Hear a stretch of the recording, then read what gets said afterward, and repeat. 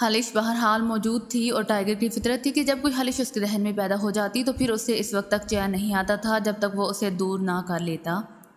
چنانچہ اس نے اپنے طور پر اس معاملے کی چھان بین کرنے کا فیصلہ کر لیا۔ چنانچہ تیار ہو کر وہ اپنی رہائش گاہ سے نکلا اور پھر تھوڑی ہی دیر بعد اس کا موٹر سائیکل وہاں پہنچ گیا جہاں ایکسیڈنٹ ہوا تھا۔ پولیس تباہ شدہ گاڑی اٹھا کر لے گئی تھی، اس لیے اب وہاں حادثے کے واضح آثار موجود نہیں تھے، لیکن ٹائیگر تو بہرحال جائے حادثہ کو پہچانتا تھا، اسی لیے وہ موٹر سائیکل آگے بڑھائے لے گیا اور پھر وہ بائی روڈ اس کی نظروں میں آ گئی۔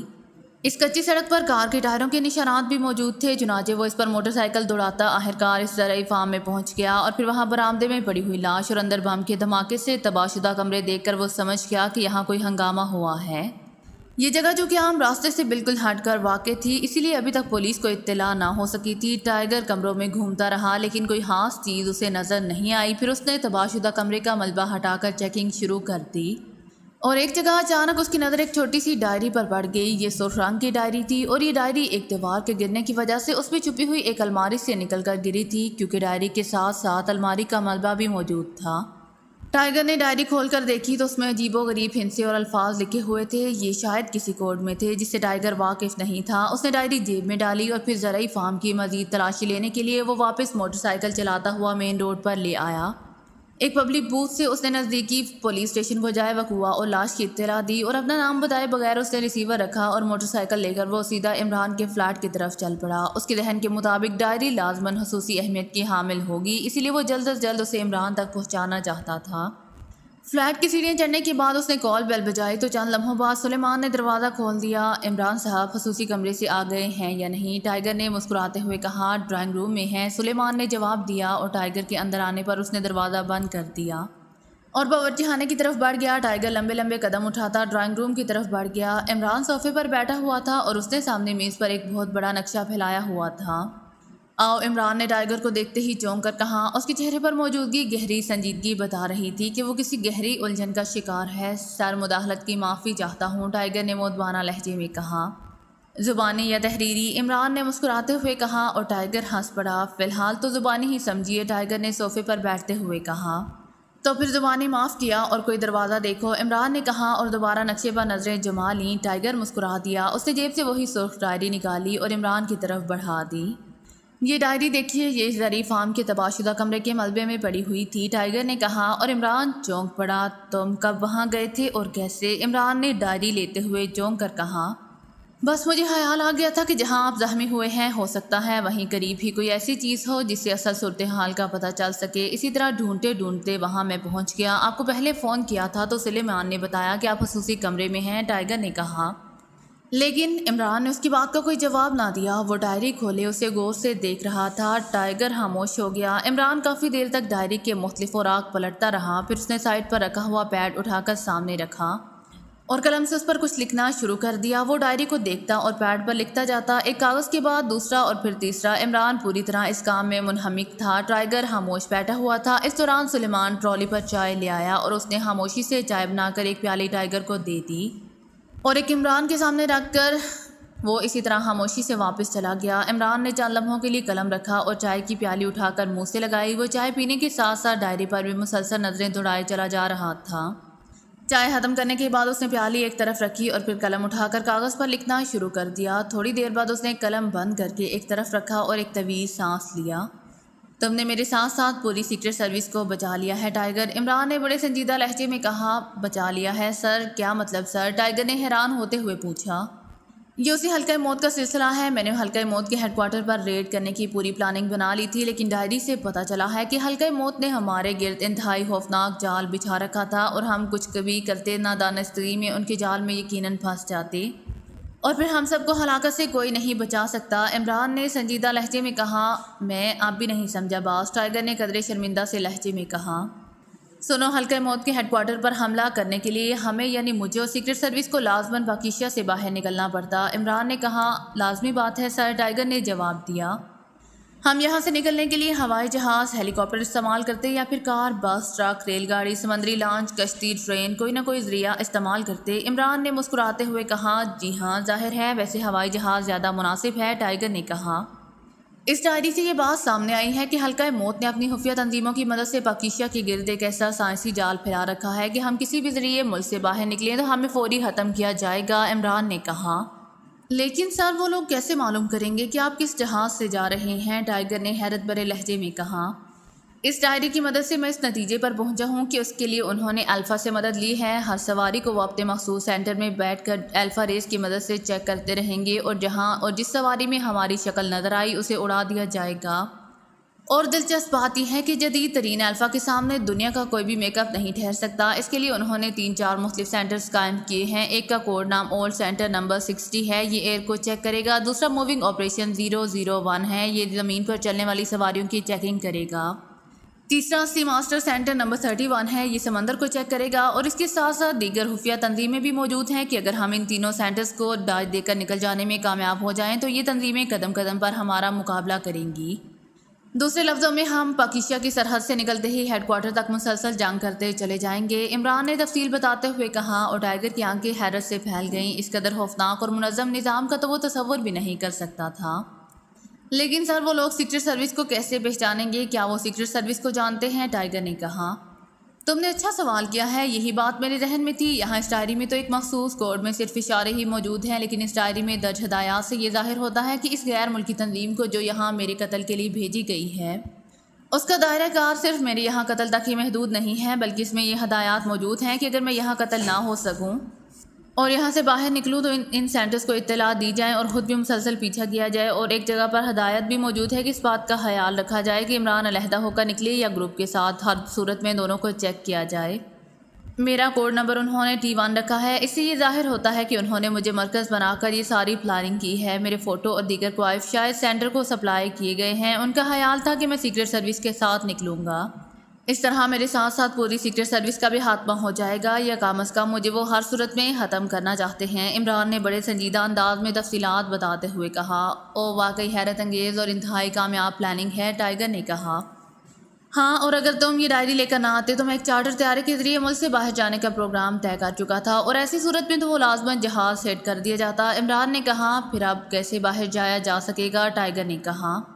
اس بارے میں سوچنے کے لیے مجھے دوبارہ خصوصی کمرے میں جانا پڑے گا، عمران نے مسکراتے ہوئے کہا۔ باس اس مشن میں میری گنجائش ضرور رکھیں، یہ میری درخواست ہے، ٹائیگر نے منت بھرے لہجے میں کہا۔ اچھا ٹھیک ہے، میں سوچوں گا، اب تم جاؤ، میں اس بارے میں مزید سوچ بچار کر لوں، عمران نے کہا۔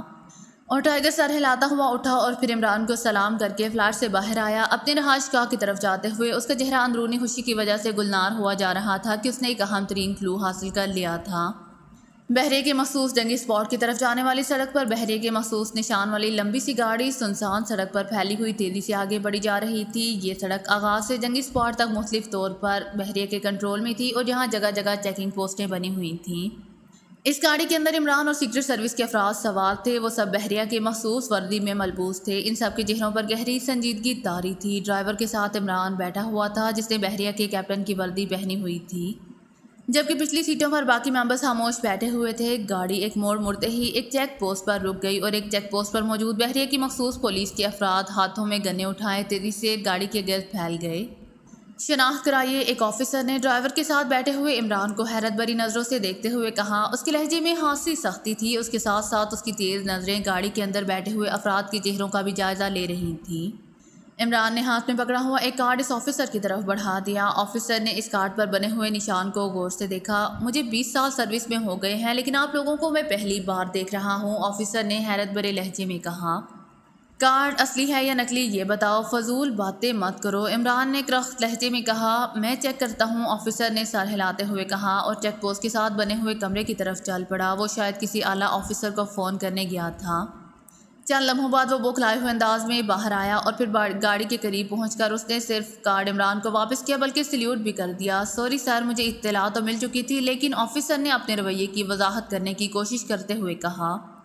گاڑی آگے بڑھاؤ ڈرائیور، ہمارے پاس فضول باتیں سننے کا وقت نہیں ہے، عمران نے کرخت آواز میں ڈرائیور سے مخاطب ہو کر کہا اور ڈرائیور نے سر ہلا کر گاڑی آگے بڑھا دی۔ آفیسر نے جلدی سے بیرر ہٹانے کا اشارہ کیا اور بیرر ہٹتے ہی گاڑی تیزی سے آگے بڑھ گئی۔ کافی فاصلے پر ایک سفید رنگ کی عمارت موجود تھی، اس کے سامنے جا کر گاڑی رک گئی۔ بحریہ کے اعلیٰ آفیسر کی یونیفارم میں ملبوس ایک ادھیڑ عمر آدمی جو کہ برآمدے میں ہی کھڑا تھا تیزی سے آگے بڑھا۔ اس دوران گاڑی میں سوار سب افراد نیچے اتر آئے۔ آئیے سر، سب میرین تیار ہے، ادھیڑ عمر آفیسر نے عمران سے مخاطب ہو کر مودبانہ لہجے میں کہا۔ عمران کے ہاتھ میں کارڈ ابھی تک موجود تھا۔ سامان اندر پہنچا دیا گیا ہے؟ عمران نے پوچھا۔ یس سر، آفیسر نے سر ہلاتے ہوئے جواب دیا۔ آئیے، عمران نے کہا، اور پھر وہ سب اس آفیسر کی رہنمائی میں چلتے ہوئے اس بلڈنگ کو کراس کر کے دوسری طرف آ گئے۔ یہاں سمندر کا کنارہ تھا جس میں بحریہ کی مخصوص لانچیں موجود تھیں۔ آفیسر انہیں ایک بڑی لانچ میں لے آیا اور چند لمحوں بعد لانچ گہرے سمندر کی طرف بڑھنے لگی۔ کافی دور سمندر میں آنے کے بعد اس اعلیٰ افسر کے اشارے پر لانچ کو روک لیا گیا اور پھر اس اعلیٰ افسر نے جیب سے ایک چھوٹا سا آلہ نکال کر اس کا ایریل باہر کو کھینچا اور کونے میں موجود ایک چھوٹے سے بٹن کو پریس کر دیا۔ بٹن پریس ہوتے ہی آلے میں سے ٹو ٹو کی آوازیں نکلنے لگیں۔ Hello hello, CMF calling SM33 over, اس ادھیڑ عمر افسر نے کہا۔ Yes SM33 attending over. چند لمحوں بعد ایک آواز سنائی دی۔ SD پوائنٹ پر ہے، ریسیو کر لو اوور، ادھیڑ عمر آفیسر نے کہا۔ اوکے، ہم ریسیو کرنے آ رہے ہیں اوور، دوسری طرف سے کہا گیا، اور آفیسر نے اوکے کہہ کر ٹرانسمیٹر کا بٹن آف کیا اور ایریل واپس اندر ڈال کر اس نے اسے جیب میں ڈال لیا۔ وہ سب سمندر کے پانی کی طرف دیکھ رہے تھے۔ تھوڑی دیر بعد سمندر کے پانی میں ہلچل سی پیدا ہوئی جو آہستہ آہستہ بڑھتی گئی اور پھر ایک آبدوز سطح سمندر پر نمودار ہونا شروع ہو گئی۔ آبدوز جدید قسم کی اور بالکل نئی تھی۔ آبدوز جیسے ہی مکمل طور پر پانی سے باہر آئے، اس کا آؤٹ گیٹ کھلا اور پھر سفید وردی میں ملبوس 4 افراد ایک کے بعد دیگرے باہر نکل آئے۔ لانچ تیزی سے آبدوز کی طرف بڑھنے لگی اور آبدوز کے قریب پہنچ کر رک گئی۔ آبدوز پر موجود 4 افراد نے فوجی انداز میں اپنے آفیسر کو سلیوٹ کیا اور آفیسر نے جواب دینے کے بعد عمران اور اس کے ساتھیوں کو آبدوز پر چلنے کا اشارہ کیا اور خود بھی آبدوز پر پہنچ گیا۔ مسٹر علی عمران، یہ اس آبدوز کے کیپٹن آصف ہیں، ہماری بحریہ کے سب سے ماہر کیپٹن، اور یہ ان کا باقی کرو ہے۔ مسٹر سلطان second captain, mister Ali Nawaz اور مسٹر شریف ان کے معاون ہیں۔ آپ کے حکم کے مطابق کریو انتہائی مختصر رکھا گیا ہے اور یہ ہیں سیکرٹ سروس کے چیف ایکسیکیٹو کے خصوصی نمائندہ جناب علی عمران اور ان کے ساتھی۔ آفیسر نے آبدوز کے عملے کے ساتھ ساتھ عمران کا تعارف کرایا۔ یہ صفدر ہیں، ان کا نام کیپٹن شکیل ہے، یہ تنویر اور یہ نعمانی، صدیقی اور چوہان ہیں، اور یہ ہے مس جولیانا فٹس واٹر، یہ سب ایک دوسرے کے معاون ہیں۔ عمران نے مسکراتے ہوئے اپنے ساتھیوں کا باری باری تعارف کرایا۔ مصافحے کی رسم پوری ہونے کے بعد کیپٹن آصف نے انہیں اندر چلنے کے لیے کہا۔ اب مجھے اجازت دیجیے، کیپٹن آصف کو ضروری باتوں کے متعلق بریف کر دیا گیا ہے، باقی انہیں حکم دے دیا گیا ہے کہ وہ آپ کے احکام کی ہر صورت میں بجا آوری کریں۔ ادھیڑ عمر آفیسر نے عمران سے مخاطب ہو کر کہا اور عمران نے سر ہلا کر انہیں واپس جانے کی اجازت دی اور آفیسر عمران سے مصافحہ کر کے واپس لانچ پر چلا گیا اور چند لمحوں بعد لانچ موڑ کر واپس سمندر میں چلی گئی۔ عمران اور اس کے ساتھی کیپٹن آصف کی رہنمائی میں آبدوز کے اندر پہنچ گئے۔ عمران غور سے آبدوز کو دیکھ رہا تھا۔ آبدوز واقعی انتہائی جدید تھی۔ اس کی انتہائی سپیڈ کیا ہے؟ عمران نے کیپٹن آصف سے پوچھا۔ 300 ناٹ سر، یہ جدید ترین جنگی آبدوز ہے، ہمارے پاس اس جیسی 4 آبدوزیں ہیں، کیپٹن آصف نے جواب دیا۔ آپ کبھی جزائر فجی کے گرد سمندر میں گئے ہیں؟ عمران نے دوسرا سوال کیا۔ یس سر، ایک بار اتفاق ہوا ہے، ٹریننگ کے دوران ایک جنگی مشق ہم نے وہیں کی تھی، کیپٹن آصف نے جواب دیا۔ گڈ، وہاں زیادہ سے زیادہ سمندر کی گہرائی کس قدر ہو سکتی ہے؟ عمران نے پوچھا۔ وہ اس وقت لانگ روم میں مخصوص کرسیوں پر بیٹھ چکے تھے اور کیپٹن آصف کے باقی ساتھی اپنے اپنے کام میں مصروف ہو چکے تھے۔ لانچ حرکت میں آ چکی تھی اور آہستہ آہستہ نیچے گہرائی میں اتر رہی تھی۔ 7000 فیٹ میرا اندازہ ہے، لیکن وہ علاقہ بحری لحاظ سے انتہائی خطرناک ہے۔ وہاں سمندر کے اندر بے شمار خطرناک چٹانیں پھیلی ہوئی ہیں، کیپٹن آصف نے جواب دیا۔ کیا کوئی ایسا امکان ہو سکتا ہے کہ وہاں کسی جگہ سمندر کی تہہ میں کوئی شہر بسایا جا سکے؟ عمران نے پوچھا۔ سمندر کی تہہ میں شہر؟ ایسی تو کوئی بات ہم نے آج تک نہیں سنی جناب، ویسے وہاں خطرناک چٹانوں کی موجودگی کے بعد ایسا کوئی امکان نہیں ہو سکتا، کیپٹن آصف نے جواب دیا۔ ان چٹانوں کے اندر خفیہ طور پر شہر ہو سکتا ہے؟ عمران نے کہا۔ نہیں سر، ایسا ہونا ناممکن ہے، ایسا تو تصور بھی نہیں ہو سکتا، لیکن آپ یہ سب کیوں پوچھ رہے ہیں؟ کیپٹن آصف نے حیرت بھرے لہجے میں کہا۔ آپ کو ہمارے متعلق کیا بریف کیا گیا ہے؟ عمران نے کہا۔ مجھے یہ بتایا گیا ہے کہ کسی خصوصی مشن کے لیے آپ ملک سے باہر آبدوز کے ذریعے جانا چاہتے ہیں، اس لیے آپ کو جہاں کہیں آپ کو چھوڑ دیا جائے، کیپٹن آصف نے جواب دیا۔ اور اگر میں کہوں کہ ہم نے جزیرہ فجی کی ان چٹانوں تک جانا ہے تو پھر؟ عمران نے سر ہلاتے ہوئے کہا۔ نو سر، ایسا ناممکن ہے۔ پہلی بات تو یہ ہے کہ فاصلہ بے حد طویل ہے، ہمیں راستے میں تیل اور دیگر ضروریات کے لیے کم از کم 10 جگہوں پر رکنا ہوگا اور ایسے انتظامات پہلے سے ہونے ضروری ہیں۔ دوسری بات یہ ہے کہ راستے میں بے شمار بین الاقوامی سمندر ہیں، وہاں داخلہ اعلان جنگ کے مترادف ہے اور ہمیں چیک بھی کیا جا سکتا ہے اور ہٹ بھی کیا جا سکتا ہے، اس کے لیے اس قدر طویل فاصلے پر اس طرح آبدوز کا جانا ناممکن ہے۔ ہم تو کسی قریبی جگہ آپ کو پہنچا سکتے ہیں، کیپٹن آصف نے کہا۔ آپ ہمیں زیادہ سے زیادہ کس قدر فاصلے پر چھوڑ سکتے ہیں؟ آسانی سے اور حفاظت سے؟ عمران نے چند لمحے خاموش رہنے کے بعد پوچھا۔ ہم آپ کو زیادہ سے زیادہ ناران کے جنوبی ساحل تک پہنچا سکتے ہیں، اس سے زیادہ نہیں، وہاں تک ہم آسانی سے جا سکتے ہیں۔ اس کے بعد کریمیا کی دفاعی حدود کا آغاز ہو جاتا ہے، وہاں آبدوز کا داخلہ ہی ناممکن ہے۔ اگر داخل بھی ہو جائیں تو ہمیں گرفتار بھی کیا جا سکتا ہے اور آبدوز کو بھی تباہ کیا جا سکتا ہے۔ کیپٹن آصف نے کہا، ہمارا سامان پہنچ گیا ہے؟ عمران نے موضوع بدلتے ہوئے پوچھا۔ یہ سر پہنچ گیا ہے اور آپ کی ہدایات کے مطابق پیک ہو چکا ہے، کیپٹن آصف نے جواب دیا۔ اوکے، آپ ہمیں ناران کے جنوبی ساحل پر پہنچا دیں، بس اس سے زیادہ آگے ہم جانا بھی نہیں چاہتے، لیکن اس میں ایک شرط ہے، آپ سلکی وے استعمال نہیں کریں گے بلکہ ناران سائڈ سے ہوتے ہوئے آگے بڑھیں گے، عمران نے کہا، اور کیپٹن آصف چونک پڑا۔ ناران سائڈ سے؟ لیکن اس طرح تو ایک لمبا چکر کاٹنا پڑے گا، کیپٹن آصف نے کہا۔ کچھ بھی ہو، بہرحال ہم نے مصروف راستے سے نہیں جانا، ہم کسی کی نظروں میں آئے بغیر ناران کے جنوبی ساحل تک پہنچنا چاہتے ہیں، عمران نے حتمی لہجے میں کہا۔ ٹھیک ہے جناب، ایسا ہی ہوگا، کیپٹن آصف نے طویل سانس لیتے ہوئے کہا اور پھر اٹھ کر مشین روم کی طرف بڑھ گیا۔ ہم سب نے اس طرح ظاہر کرنا ہے جیسے ہم اسی آبدوز کے کریو ہیں، اس لیے کوئی شخص فارغ نہ بیٹھے اور ہدایات کے مطابق سب کام میں مصروف ہو جائیں، عمران نے سنجیدہ لہجے میں کہا، اور وہ سب سر ہلاتے ہوئے اٹھے اور پھر عمران اور صفدر تو مشین روم کی طرف بڑھ گئے، جبکہ جولیا نے کچن کا رخ کیا۔ باقی افراد لانگ روم سے ملحقہ روم میں داخل ہو گئے۔ عمران نے انہیں پہلے سے ہی آبدوز اور اس کے حصوں کے متعلق بریف کر دیا تھا، اس لیے وہ سب یوں اپنے اپنے کاموں میں مصروف تھے جیسے ان کی ساری زندگی اسی آبدوز میں گزری ہو۔ مشین روم میں کیپٹن آصف سلطان اور علی نواز کو ہدایات دے رہا تھا اور اس کی ہدایات کے مطابق آبدوز کا راستہ دے دیا گیا اور اس کی سپیڈ بڑھا دی گئی۔ عمران ایک چھوٹی سی مشین کے سامنے رکھے ہوئے ٹیبل پر بیٹھ گیا اور اس نے مشین کی طرف ہاتھ بڑھایا ہی تھا کہ کیپٹن آصف کی آواز سنائی دی۔ سر، یہ آپ کیا کر رہے ہیں؟ یہ مشین ایمرجنسی کنٹرولنگ مشین ہے، کیپٹن آصف کا لہجہ گھبرایا ہوا تھا۔ مجھے معلوم ہے، میں اسے الفا C1 ڈیز کو چیک کرنے پر ایڈجسٹ کرنا چاہتا ہوں، اور مسٹر آصف تمہیں شاید یہ نہیں بتایا گیا کہ اس آبدوز کا چیف کنٹرولر میں ہوں، عمران نے کہا۔ اوہ یس سر، مگر یہ مشین تو، کیپٹن آصف نے کچھ نہ سمجھنے والے انداز میں کہا۔ مجھے اس مشین کی پیچیدگیوں کا علم ہے، آپ گھبرائیں نہیں، اپنے چہرے کو نارمل رکھیں، ہمیں کسی بھی وقت کسی خفیہ مقام سے چیک کیا جا سکتا ہے، اس وقت ہر چیز نارمل ہونی چاہیے، عمران کا لہجہ سخت تھا۔ چیک کیا جا سکتا ہے ہمیں؟ وہ کیسے سر؟ کیپٹن آصف کا چہرہ حیرت کی شدت سے مزید بگڑ گیا۔ الفا C1 ڈیز کے ذریعے، اسی لیے تو ہم نے آبدوز کریو جیسی وردی پہن رکھی ہے۔ خفیہ چیکنگ کے وقت میرا مشین کے سامنے موجود رہنا ضروری ہے، ورنہ میرا میک اپ چیک ہو جائے گا، اور میرا میک اپ واضح ہوتے ہی یہ آبدوز بسم کی جا سکتی ہیں، عمران نے خشک لہجے میں کہا۔ او سر، یہ ٹھیک ہے سر، کیپٹن آصف نے جواب دیا، لیکن اس کا انداز ابھی تک متذبذب تھا۔ مسٹر سلطان، آپ نے ریگولیٹر کو 030 پر ایڈجسٹ کرنا تھا، جبکہ آپ نے اسے 032.6 پر ایڈجسٹ کر رکھا ہے، اس طرح تو آبدوز کسی بھی لمحے گھوم کر کسی چٹان سے ٹکرا سکتی ہے، اسے صحیح طرح ایڈجسٹ کرو، عمران نے اس بار کیپٹن آصف کے معاون سے مخاطب ہو کر کہا۔ او یس، سلطان نے جلدی سے کہا، اور پھر جھک کر وہ ریگولیٹر کو ایڈجسٹ کرنے میں مصروف ہو گیا۔ کیپٹن آصف، 030 اس سرائے میں محفوظ پوائنٹ ہے، 32.6 سے آبدوز کے گھوم جانے کا خطرہ ہو سکتا ہے، کیونکہ اس گہرائی میں پانی کی کثافت قدرے کم ہے، عمران نے کیپٹن آصف سے مخاطب ہو کر کہا، اور کیپٹن آصف حیرت سے اٹھ کھڑا ہوا۔ اس کا چہرہ بتا رہا تھا کہ جیسے اسے عمران کی بات پر یقین نہ رہا ہو۔ او، آپ اس قدر نالج رکھتے ہیں، آپ نے ٹریننگ لی ہے، کیپٹن آصف نے کہا۔ ہاں، یہ تو 61 ٹائپ آبدوز ہے، میں نے تو جدید ترین 1130 بھی چلائی ہوئی ہے جو صرف روسیا کے پاس ہے، اس کا اہم ترین زیر زمین اڈا میں نے اسی سے تباہ کیا تھا، عمران نے مسکراتے ہوئے کہا۔ او سر، سوری سر، میں تو آپ کو صرف سیکرٹ سروس کا ممبر ہی سمجھتا رہا، اب میں مطمئن ہوں سر، آپ جس طرح چاہیں اس آبدوز کو آپریٹ کرا سکتے ہیں، کیپٹن آصف نے ہتھیار ڈالتے ہوئے کہا۔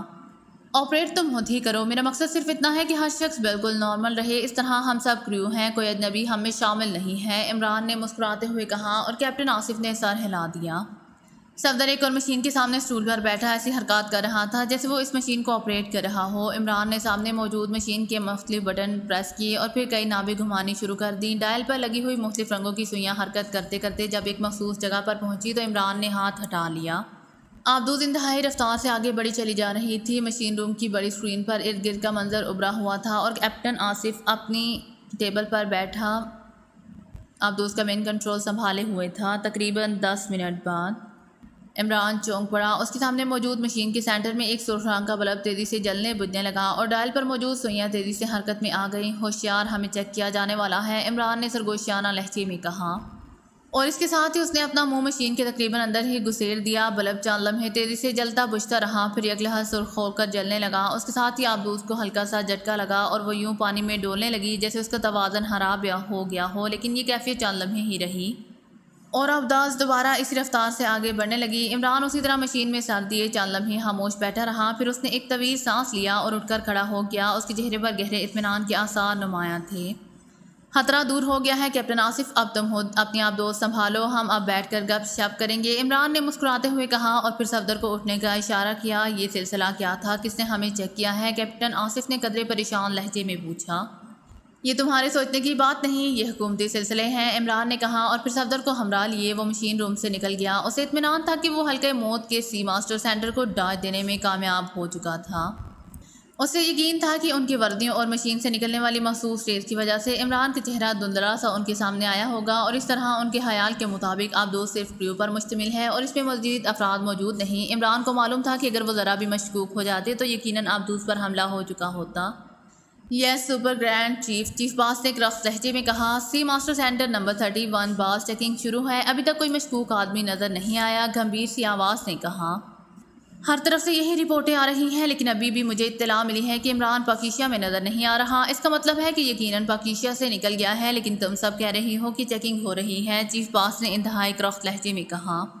باس، ہم تو آبدوزیں تک چیک کر رہے ہیں، حالانکہ آپ کی ہدایات میں آبدوزیں شامل نہیں تھیں، دوسری طرف سے کہا گیا، اور چیف باس آبدوز کا لفظ سن کر بری طرح چونک پڑا۔ آبدوز؟ او، اس کا تو مجھے خیال ہی نہیں آیا تھا، وہ آبدوز کے ذریعے بھی تو نکل سکتے ہیں، اور چیف باس نے پریشان سے لہجے میں کہا۔